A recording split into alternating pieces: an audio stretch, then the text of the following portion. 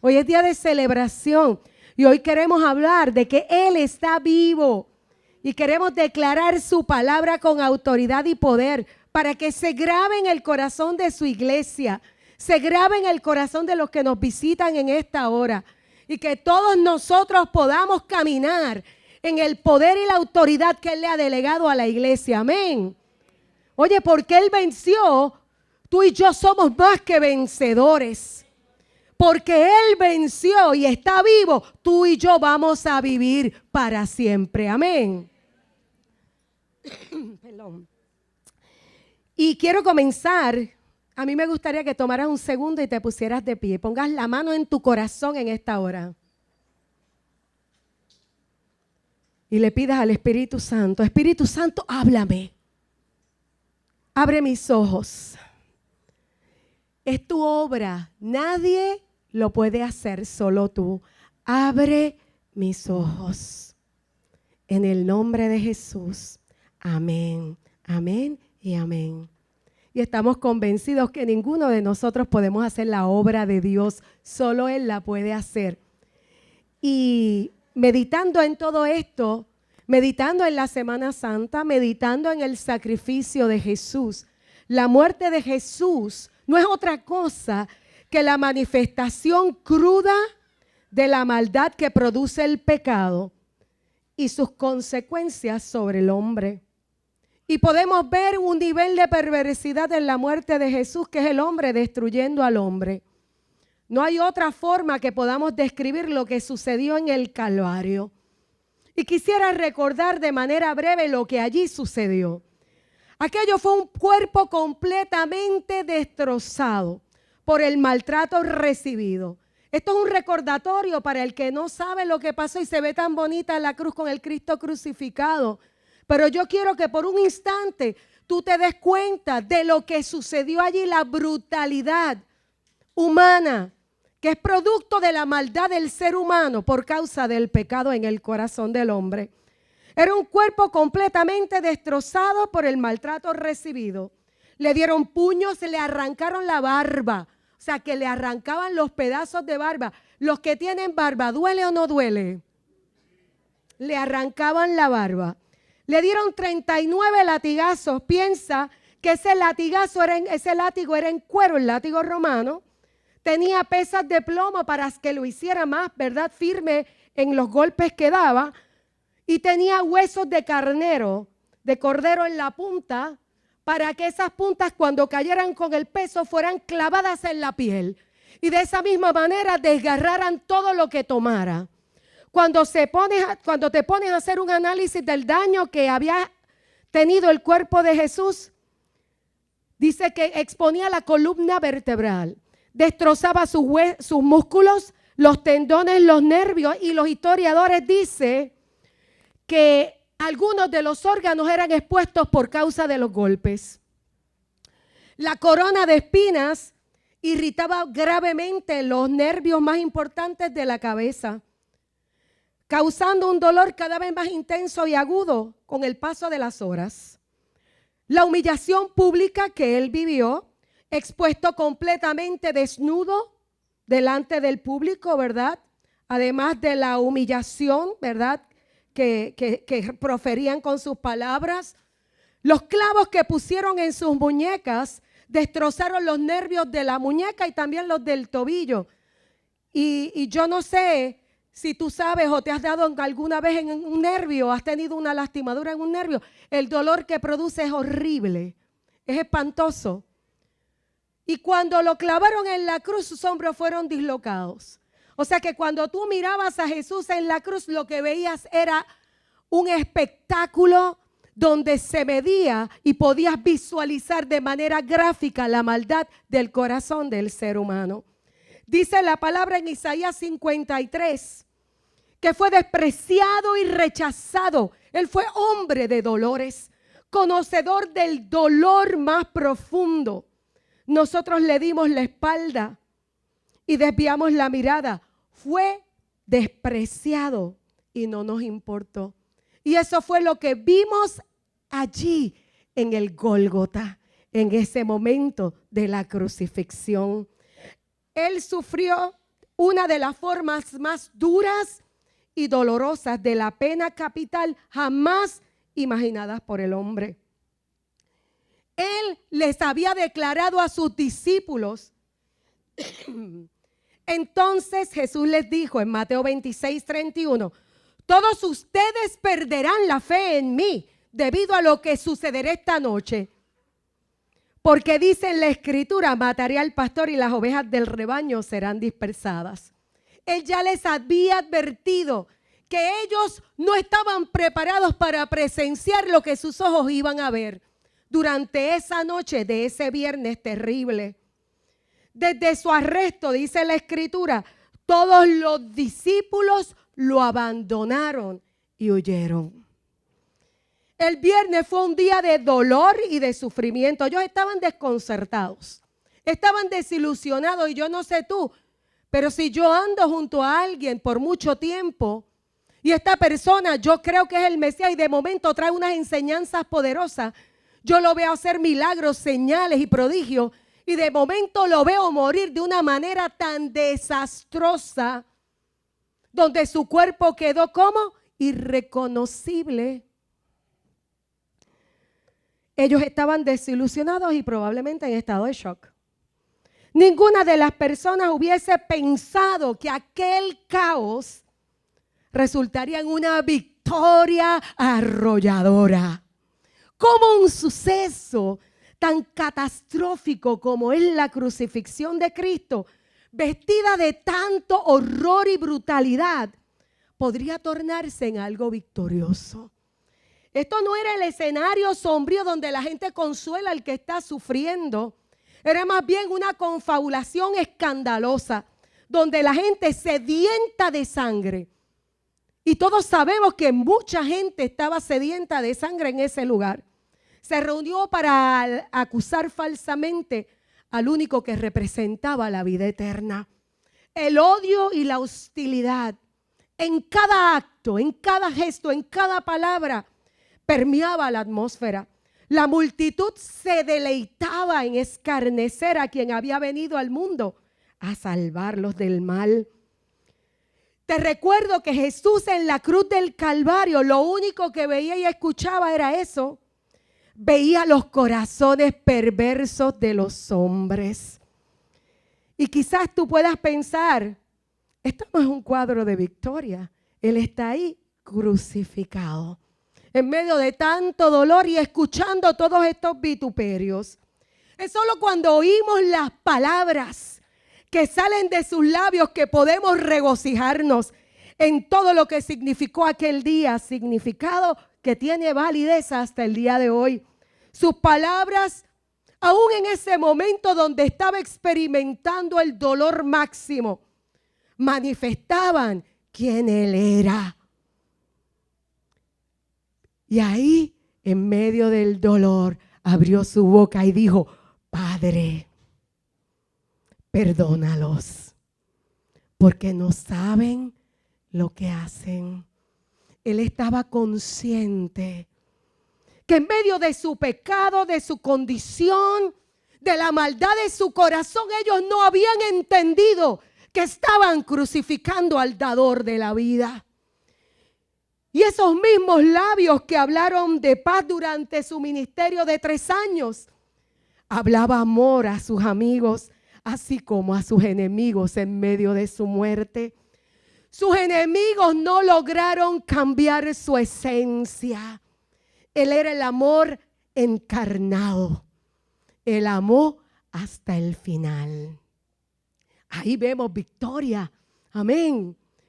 La Biblia dice que Jesús, al perdonarnos todos los pecados y anular la deuda que teníamos pendientes por los requisitos de la ley, Él anuló esa deuda que nos era adversa, la que decía, son culpables. Tienen que morir porque la palabra establece que la paga del pecado es muerte. Y Él anuló esa deuda que nos era adversa clavándola en la cruz. Y desarmó a los poderes y a las potestades.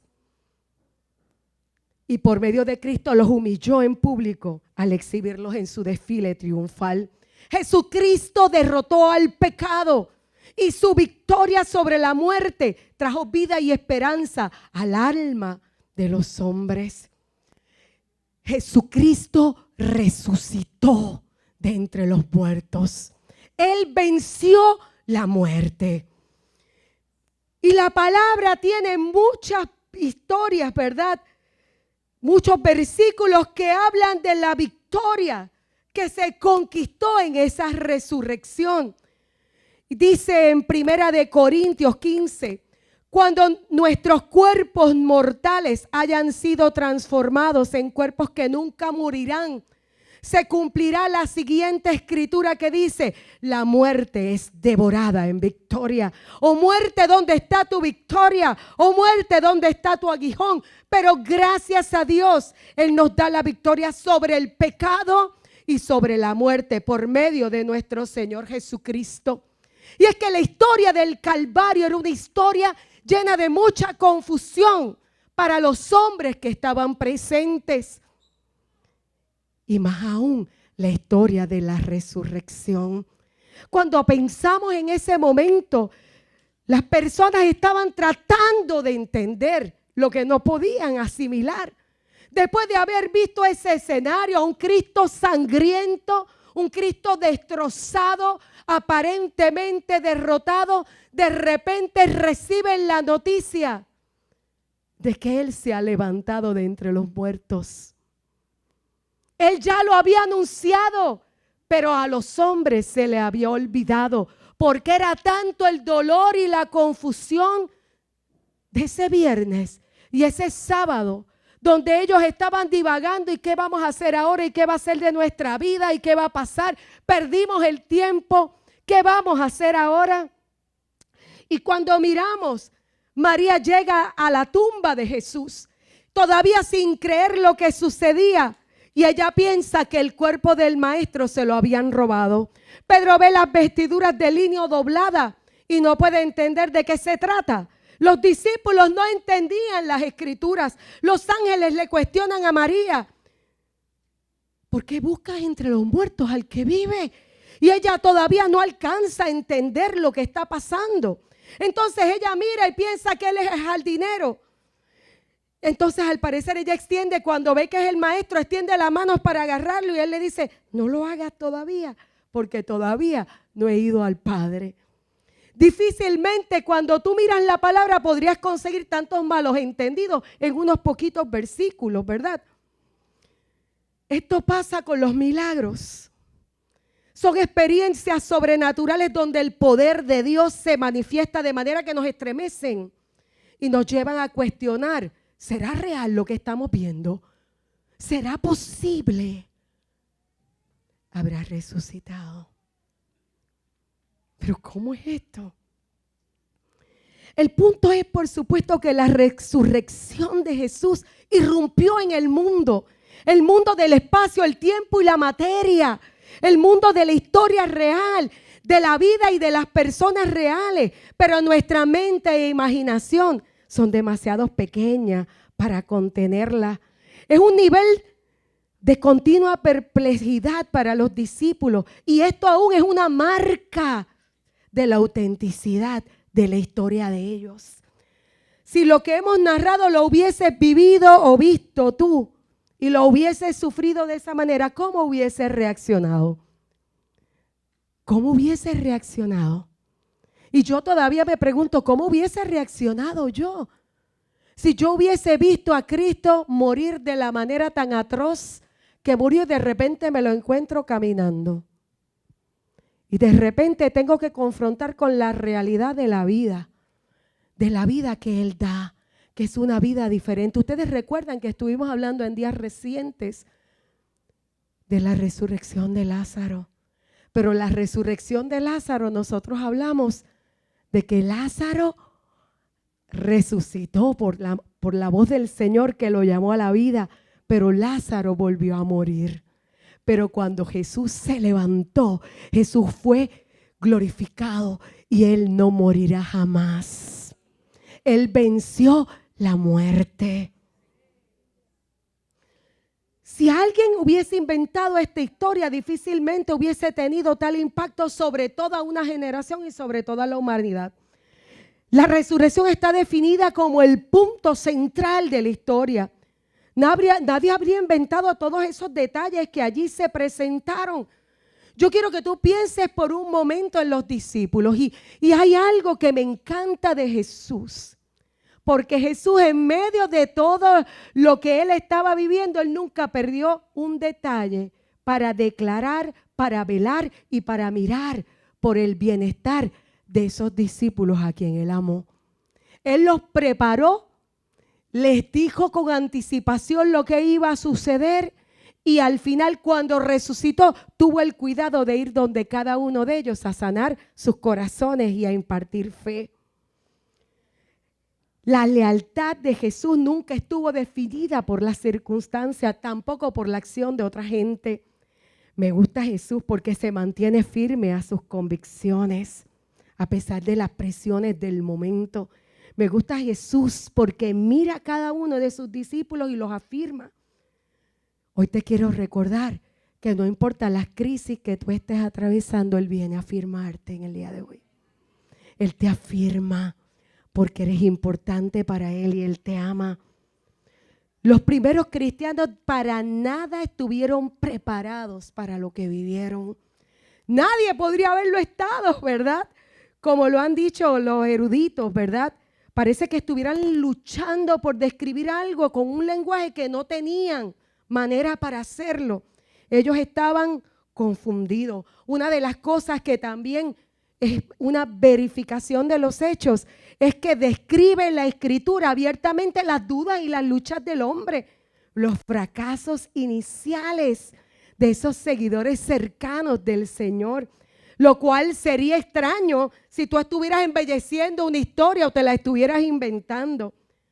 En los días de las emociones confusas, como lo fue para los discípulos en la muerte de Jesús, es importante que nosotros recordemos sus palabras, recordemos sus promesas y evaluemos las profecías, gente. Es importante que nosotros conozcamos las profecías de la Escritura. Jesucristo le había dicho a sus discípulos: dentro de poco ya no me verán más, pero tiempo después me van a ver de nuevo. ¿Estaba anunciando o no anunciando lo que ya había sucedido? Les digo la verdad, ustedes van a llorar y se van a lamentar por lo que va a sucederme, pero el mundo se va a alegrar y ustedes se lamentarán, pero su dolor se convertirá de pronto en una alegría maravillosa. Será como una mujer que sufre dolores de parto, pero cuando nace su hijo, su angustia se transforma en alegría, porque ha traído una nueva vida al mundo. Así que ahora ustedes tienen tristeza, pero volveré a verlos y ustedes se alegrarán y nadie podrá robarles esa alegría. La historia de la resurrección es lo que le da sentido y poder a la cruz. Qué fiasco sería el cristianismo si no pudiera llevar nuestra esperanza más allá de la cruz, más allá de la tumba. Pero la resurrección significa la salvación para nuestras almas. Tú y yo estábamos condenados a un destierro eterno de la presencia de Dios. ¿Lo has pensado por un momento? Tú y yo estábamos condenados fuera de la cruz de Cristo, porque el pecado nos aparta de Dios. La resurrección es una de las enseñanzas preeminentes en la doctrina cristiana, porque si Cristo no ha resucitado, entonces nuestra predicación y la fe de cada uno de nosotros es inútil. ¿Cómo podemos llegar a un nuevo día en medio del caos y de la incertidumbre? Solo por el poder de Dios. Jesús le declaró a sus discípulos, Jesús le declaró a Marta específicamente en la resurrección de Lázaro: yo soy la resurrección, yo soy la resurrección. No es que yo hago resurrección, es que yo soy la resurrección y la vida. El que cree en mí vivirá, aunque muera, y todo el que vive y cree en mí no morirá jamás. ¿Te has puesto a pensar que el que cree en Jesús tiene vida eterna desde aquí hasta la eternidad? Y que el día de nuestra partida es un día de graduación. Es un día donde cerramos los ojos aquí y los abrimos en la eternidad. Eso lo hace el sacrificio de Jesús. Hoy yo te vengo a declarar y recíbelo en tu espíritu. El que atravesó el umbral de la muerte a través del dolor, de la humillación y del juicio, con todo lo que representaba, y se mantuvo firme y miró a la muerte cara a cara, está aquí en este lugar. El que la venció y la conquistó tomando potestad absoluta sobre ella. El que nos abrió un camino a través de su sangre derramada, hizo real nuestro acceso a la eternidad. Él está aquí. El único con poder y autoridad para limpiar tus pecados de una vez y para siempre está en este lugar. Él está vivo y vive entre nosotros con todo su poder y majestad. Y un día regresará y todo ojo le verá. Todo ojo le verá. ¿Lo estás esperando? ¿Te estás preparando para su venida? ¿Estás caminando cada día con esta conciencia de que un día tus ojos lo verán cara a cara? Aleluya. Su cuerpo ya no estaba sujeto después de la resurrección a la descomposición y a la muerte. El mundo científico no puede negar la Biblia. Y mira el credo que establecían ya desde el principio, que es un dato histórico. Yo les transmití a ustedes lo más importante y lo que se me había transmitido a mí también. Este es Pablo, el apóstol Pablo. Cristo murió por nuestros pecados, tal como dicen las Escrituras. Fue enterrado y al tercer día fue levantado de los muertos, tal como dicen las Escrituras. Y aquí vienen los testigos del hecho. Lo vio Pedro, lo vieron los 12 y más tarde lo vieron más de 500 de sus seguidores a la vez. La mayoría de los cuales todavía viven, aunque algunos ya han muerto. Luego lo vio Santiago y después lo vieron todos los apóstoles. Por último, como si hubiera nacido en un tiempo que no me correspondía, también lo vi yo, dice Pablo. Pues yo soy el más insignificante de todos los apóstoles. De hecho, ni siquiera soy digno de ser llamado apóstol después de haber perseguido a la iglesia como lo hice. ¿Y sabes por qué estas palabras están puestas aquí? Porque Dios no hace excepción de personas. No importa tu pasado, no importa tu historia, no importa tu contexto, no importa lo que hiciste, lo que creíste. Si te equivocaste, Él viene a redimirte. Él viene a darte una oportunidad. Él viene a darte un nuevo comienzo. Jesús tiene 3 credenciales básicas. Y la número 1 es el impacto de su vida sobre la historia por medio de sus milagros y enseñanza. El impacto de su vida, eso es algo innegable. 2000 años más tarde estamos aquí reunidos en su nombre celebrando su victoria, celebrando sus enseñanzas y semana tras semana tratando de atesorar sus pisadas para caminar sobre ellas. Las profecías cumplidas en su vida es la segunda credencial. Son 332. Profetizadas cientos de años antes, muchas con detalles y cada una de ellas se cumplió al pie de la letra. La Biblia declara que nació de una virgen en cumplimiento de una profecía. Fue crucificado en una cruz en cumplimiento de otra profecía. Murió por los pecados de la humanidad en cumplimiento de otra profecía.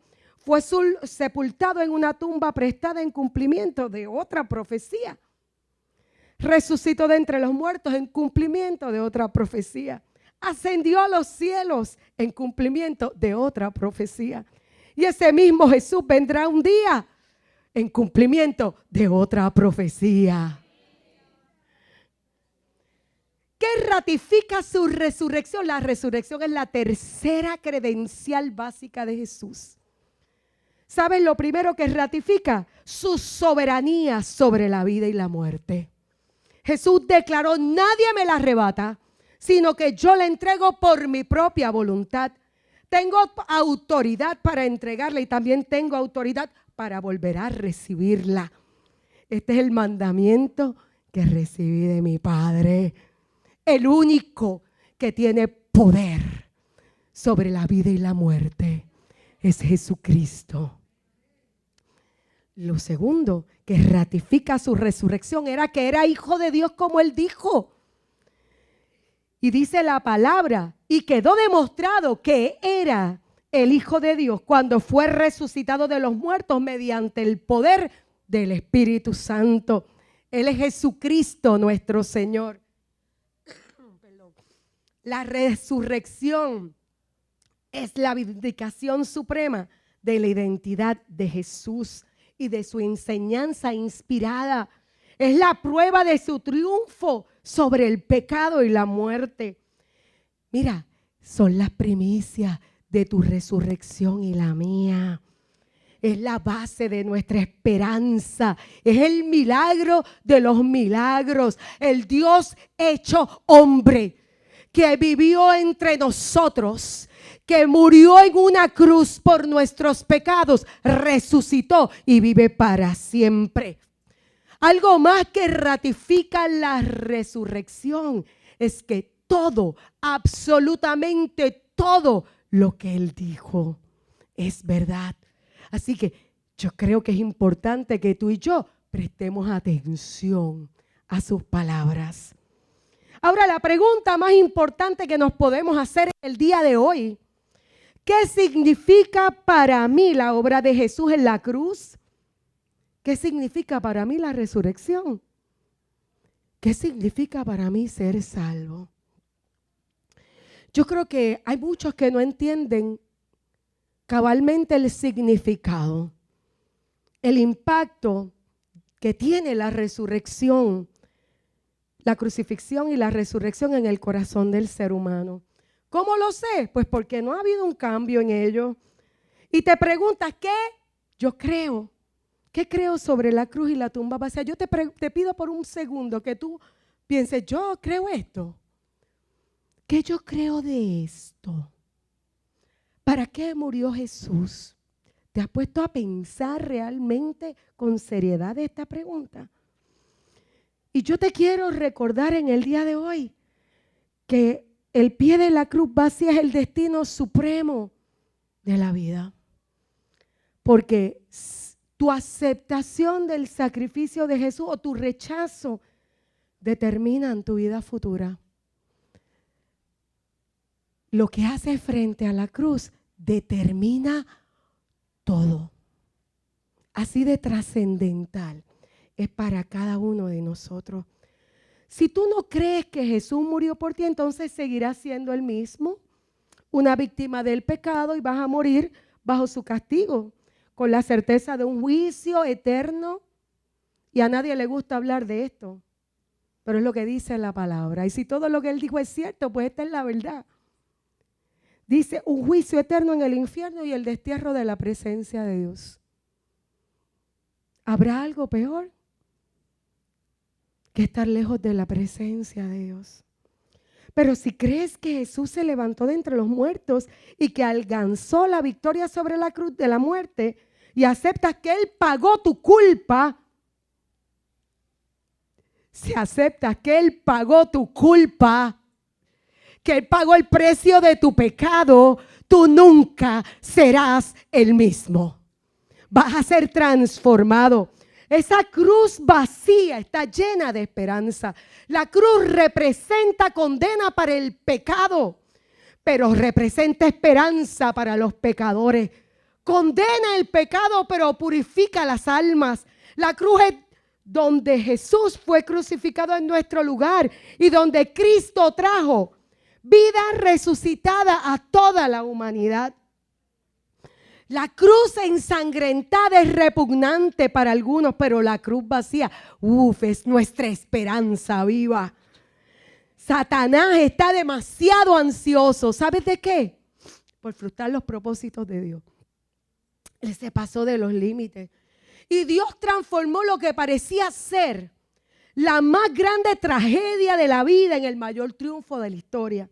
La muerte de Cristo perpetrada por gente malvada fue para ellos el fin, pero su tumba se convirtió en la puerta más grande para la victoria. La resurrección fortalece nuestra fe. ¿Cuántos aquí hoy reciben esperanza a través de esta palabra? Si yo no creyera en la resurrección de nuestro Señor, yo no predicaría ni invertiría mi tiempo en hablar de Jesús con nadie. Pero yo estoy convencido de que Él está vivo. ¿Sabes por qué? Porque lo conozco personalmente. Porque tengo una relación viva con Él.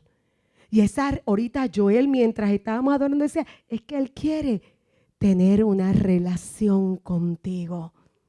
Él quiere que tú puedas hablarle, que puedas escucharle, que puedas conocerle. Él quiere reinar en tu corazón. Yo lo creo por fe y por todo lo que dice la Escritura.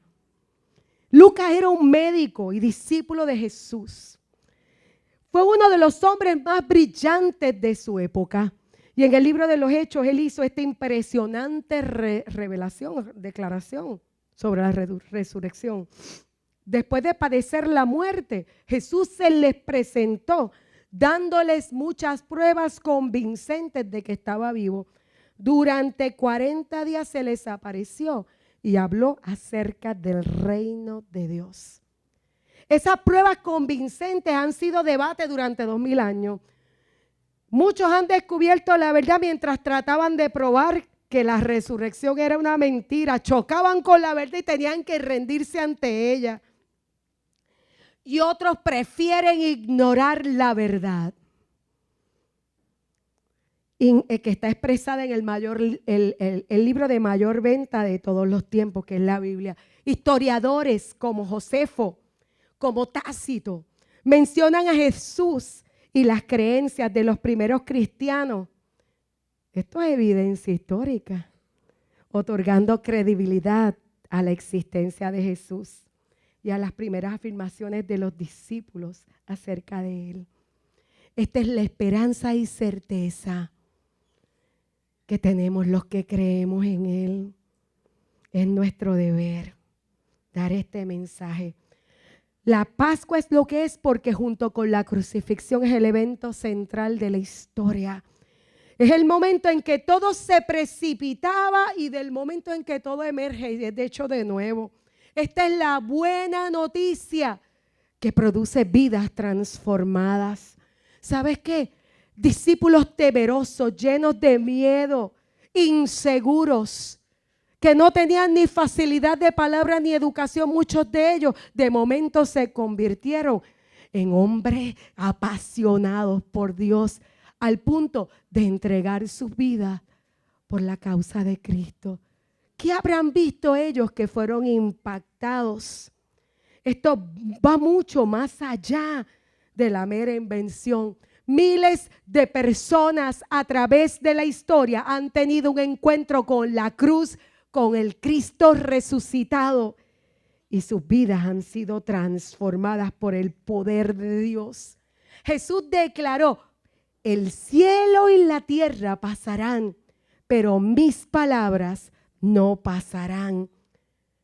Cuando se trata de Jesús, no hay términos medios. Esto es radical. O tú crees y vives para Él, o lo rechazas y vives para ti mismo. Y yo puedo decir, ¡ouch!, cuando escucho esto. Esta es la verdad. O le crees o no le crees. Si le crees y crees en Él, algo tiene que pasar en tu vida. Y si no le crees, pues ya decidiste.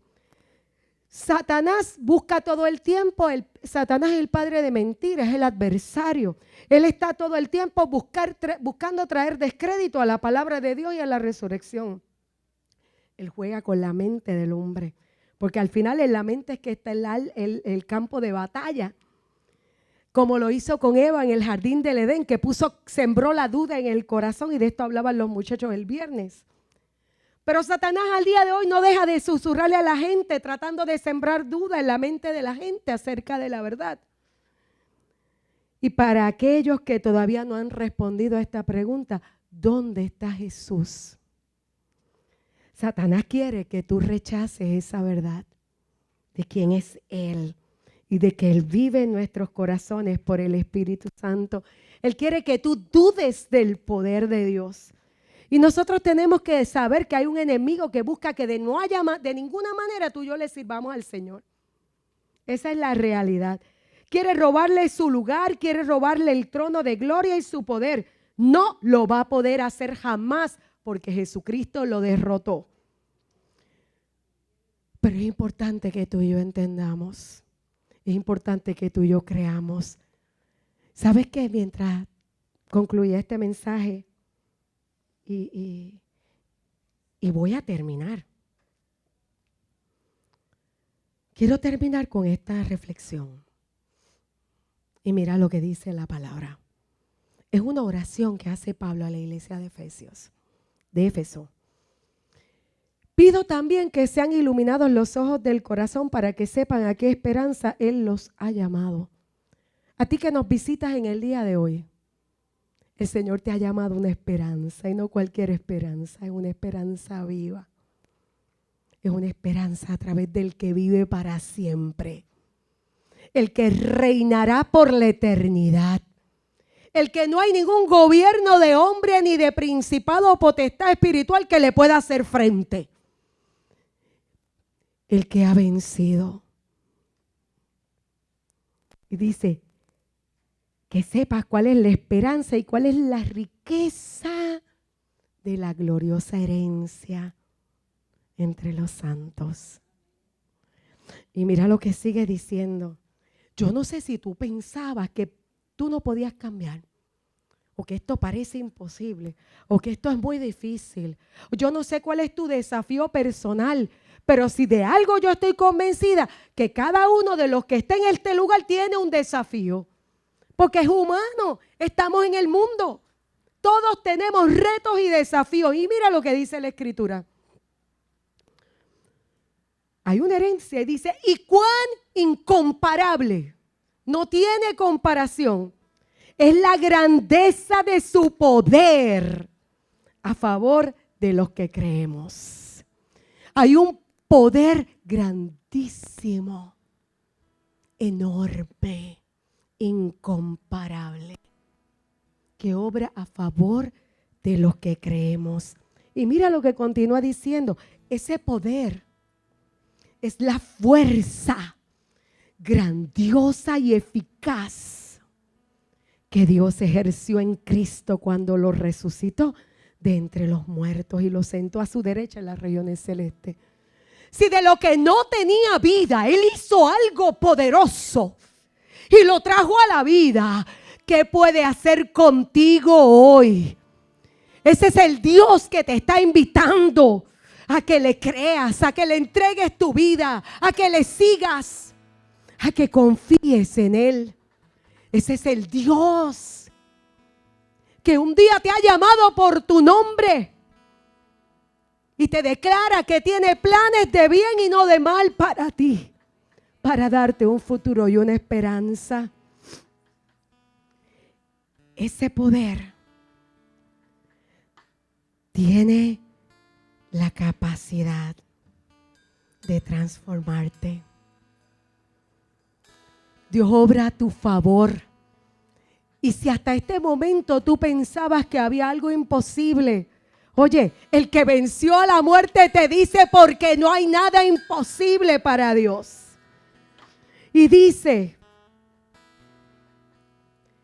ese poder es la fuerza grandiosa y eficaz que Dios ejerció en Cristo cuando lo resucitó de entre los muertos y lo sentó a la derecha en las regiones celestiales. ¿Sabe dónde lo puso? Muy por encima de todo gobierno y autoridad, poder y dominio. y de cualquier otro nombre que se invoque, no solo en este mundo, sino también en el venidero. Dios sometió todas las cosas al dominio de Cristo y lo dio como cabeza de toda la iglesia, que es su cuerpo, y es la plenitud de aquel que lo llena todo por completo. Con la muerte de Jesús y resurrección hay una onda expansiva que sacude el mundo. El mundo es un lugar diferente después de la resurrección. Y yo no sé si tú te has puesto a pensar en las posibilidades que abrió la resurrección de Cristo. Y es donde tú estás. Yo te invito a ponerte de pie por un momento. Yo no sé si tú pensabas que era imposible.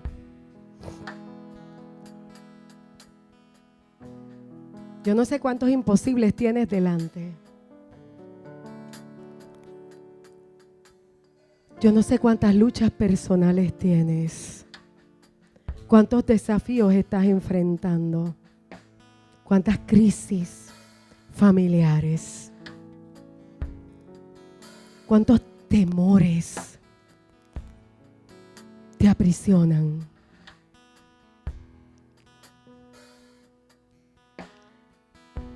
Y te quiero decir con esto que la muerte se había convertido en un adversario para el ser humano.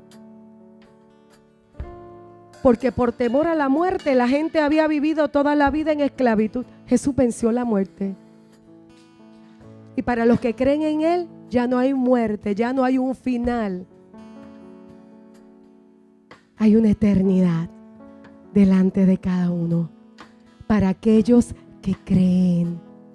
Y la palabra dice, aquellos que le recibieron, aquellos que creen en su nombre, les dio la potestad de ser hechos hijos de Dios. Yo te pido que medites en la resurrección de Jesús. Yo te pido que medites. Hay cosas que tú no vas a entender. Yo pienso en los discípulos de Jesús y no entendían muchas cosas. Pero lo que no entendieran en ese momento les cambió la vida de tal manera que murieron y entregaron sus vidas por la causa de Cristo. Los llenó de valentía, los llenó de fe, los llenó de verdad y pudieron ser transformados a la imagen de Jesús. Hoy hay un llamado del cielo para cada uno de nosotros. ¿Y sabes cuál es el llamado? ¿Crees en la cruz? El que dijo, yo soy la resurrección y la vida.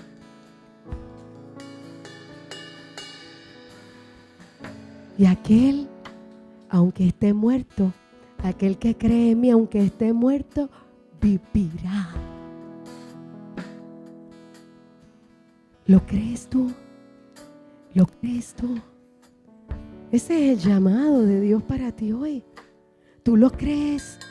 ¿Crees que ese sacrificio es para ti? Es para tu vida. Si tú lo crees, ya diste el paso. Y esta vida te pertenece. Pero ¿sabes qué? Créeme que cuando tú dices que lo crees, hay algo que sucede en tu vida. Hay una transformación. Cuando nosotros creemos algo, somos transformados. Es imposible que tú conozcas una verdad tan grande y sigas caminando con indiferencia. Ahí donde estás, yo voy a hacer una oración. Yo te voy a hacer una invitación que inclines tu cabeza. Como un acto, ¿verdad? De respeto, de reverencia a lo que estamos hablando, Padre, en el nombre de Jesús. En esta hora yo te pido que marques corazones con tu palabra. Marca los corazones con tu verdad. Tu verdad permanece para siempre. Revela a Jesús. Convence. Te necesitamos, Salvador. Te necesitamos, Jesús. Gracias por el poder de la cruz.